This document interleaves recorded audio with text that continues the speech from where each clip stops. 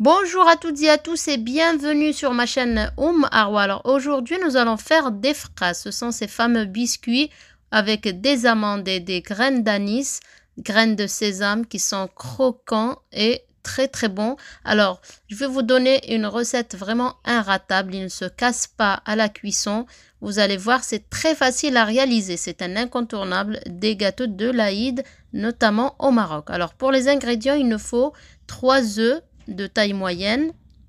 Il nous faut également 150 g de sucre semoule, 50 g de graines de sésame que l'on n'a pas moulu, 120 g d'huile de tournesol, une cuillère à café jusqu'à une cuillère à soupe d'anis moulu, une pincée de sel, 7 g de levure chimique. Il nous faut également plus ou moins 70 g d'amandes trempées au moins une bonne demi-heure et entre 480 g et 500 g de farine type 45. Alors, dans un plat, vous allez commencer par mélanger les œufs, la pincée de sel et le sucre. Vous pouvez commencer à la main ou alors au fouet.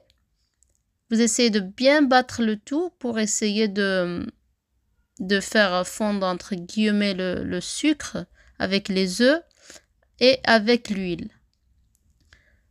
Une fois que vous rajoutez l'huile, vous essayez de battre également jusqu'à ce que votre mélange soit bien travaillé. Ça prend une petite minute. Alors, puis vous allez venir, voilà, bien battre, mettre la cuillère d'anis moulu. Ça se vend en graines et c'est à vous de moudre. Alors ici, on va rajouter les graines de sésame telles quelles.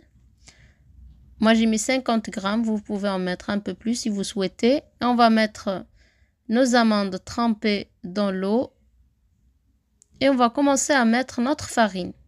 Alors d'habitude, et notre levure chimique, 7 g. D'habitude, je mets 500 g de farine type 45. Là, il me restait 20 g parce que j'ai changé juste de marque, comme quoi, même en donnant le type de farine, ça peut varier d'une marque à l'autre, mais de très peu, donc 20 g, c'est pas énorme.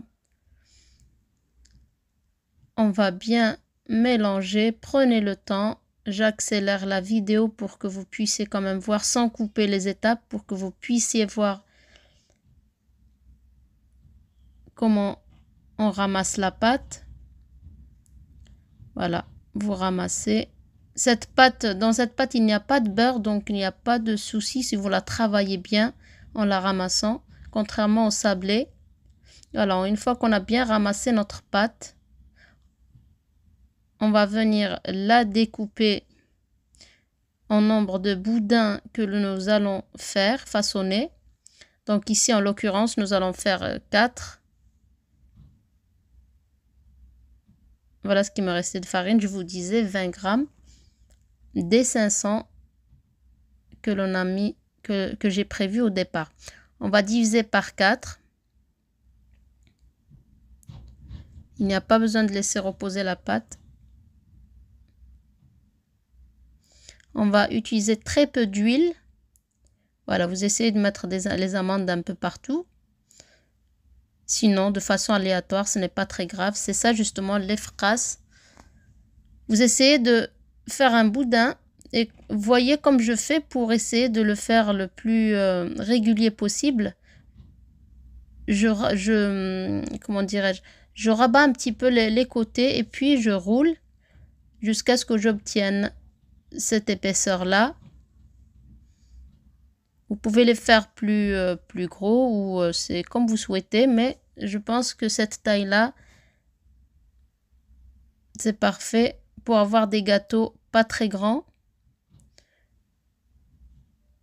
Voilà, une fois que vous avez façonné vos fras, vos boudins, vous allez venir aplatir un petit peu le dessus, assez doucement. Et vous allez prendre un jaune d'œuf que vous allez diluer avec un petit peu de lait. Vous rajoutez un peu de café soluble si vous en avez. Je n'en avais pas, alors j'ai mis du cacao amer, non sucré, pour avoir cette jolie coloration sur le dessus. Voilà. Un peu de cacao. Et puis, on va bien mélanger avec un peu de lait, comme je vous disais. Vous badigeonnez toute la surface de vos fraises. Et ensuite, vous allez prendre une fourchette pour faire des motifs, pour avoir des motifs. Vous allez voir après comment je vais faire. Et voilà. N'oubliez pas de badigeonner aussi les côtés, vraiment ne pas laisser de blanc. Et vous prenez votre fourchette pour faire les motifs. Votre four n'est pas préchauffé. Attention, ça c'est vraiment primordial, ne pas préchauffer votre four. Voilà, vous faites des traits, des zigzags, comme vous souhaitez, ça c'est pas très grave. Ensuite, vous allez prendre une épingle.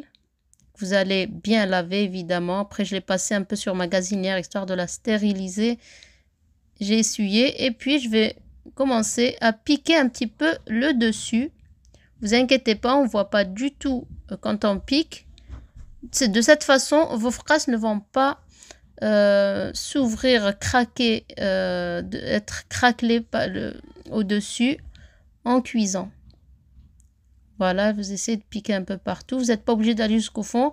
Puis vous allez mettre votre plaque le plus haut possible si le bas de votre four peut s'allumer seul, sans que le haut ne s'allume. Sinon, vous mettez votre plaque au milieu et vous allumez le bas et le haut. Là, j'allume le bas. Je mets à 145 degrés et je commence avec 35 minutes. Bon, ici, ça m'a pris 40 minutes. Au bout de 40 minutes, j'allume le bas et le haut.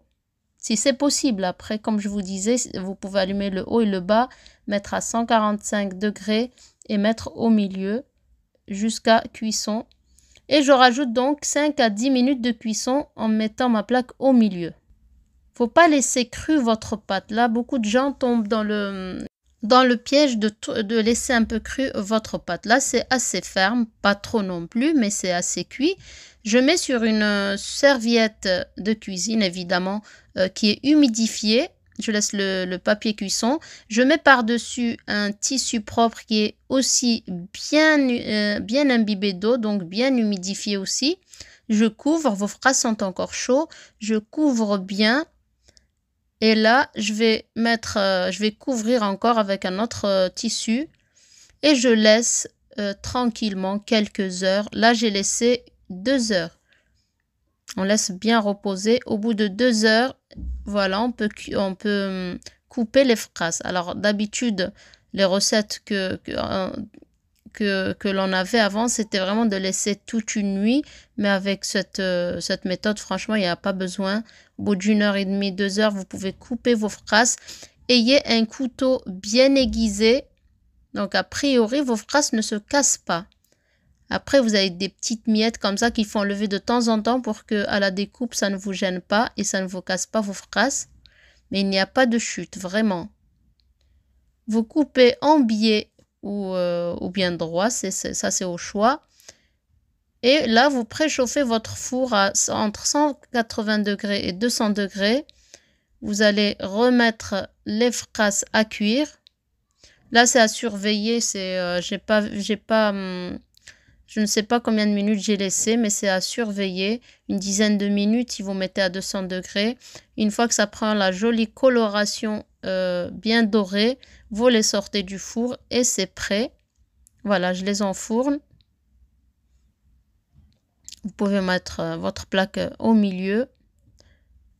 Chaleur statique ou bien tournante, comme vous souhaitez. Là, le but, c'est vraiment de les dorer. Voilà, j'espère que la recette vous a plu. Ils ne sont pas secs, ils sont comment dire, croquants, mais ils ne sont pas très durs. Donc, j'espère que la recette vous a plu. N'hésitez pas à mettre un maximum de likes. Je vous dis à très bientôt pour une nouvelle vidéo.